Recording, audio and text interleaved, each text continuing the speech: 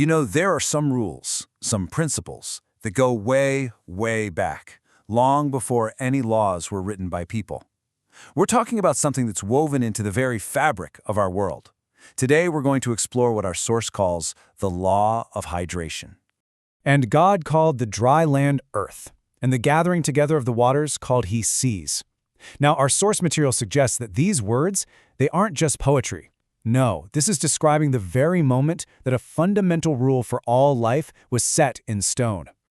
So when you think about it, this act of separating the water from the land, it was so much more than just, sculpting a planet. It was really the first absolutely critical step. It made the world a place where life could actually begin, setting the stage for everything that was to come. So this wasn't just about moving dirt and water around, right? It wasn't just geography. The way our source presents this is as the beginning of a fundamental law of nature, a truly elemental principle, one that governs the very essence of what it means to be alive. Okay, so what exactly is this law? Let's look at the definition our source gives us. It's called the law of hydration, and it teaches that H2O, water, must be absorbed. And why? To restore or maintain a proper balance of fluids, for energy and for vigor. You see the key words there? It's all about restoration and balance. It's not a one-time thing. It's this continuous, life-giving process. And that brings up a pretty big question, doesn't it? Why?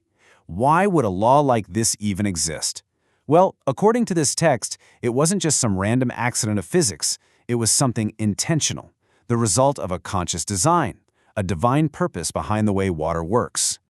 The idea here is pretty powerful. It suggests this principle was put in place with foresight, that right from the very beginning, the need for water, for hydration, was understood. It was seen as absolutely essential for the survival and the health of all the life that was to come. And this law, it wasn't just for people, not at all. It's presented as this universal principle, something for the well-being of all life. Think about it. Every single creature, from the tiniest insect to the biggest whale, was designed to live and function by this same fundamental rule. From the seas to the rivers of Eden, you hear that phrase, and it really takes you back, doesn't it? Back to that ancient, primordial world. It didn't matter if creatures drank from the huge oceans or the fresh rivers of Eden. The point is, the water was there. The life-sustaining source was provided. The whole system, it was complete, right from the very start. All right, so let's bring this ancient law into our own lives, right here, right now. The result of following this principle? Well, it's something I think we're all looking for, a balance for life. And we're not just talking about quenching your thirst. No, this is about something deeper. It's about unlocking our potential for real, true energy and vigor. And this is where it all comes together, really. It leads to the most important question. If this law is truly timeless, like the source suggests, then how? How does this ancient, elemental principle actually apply to us, to our modern lives, today?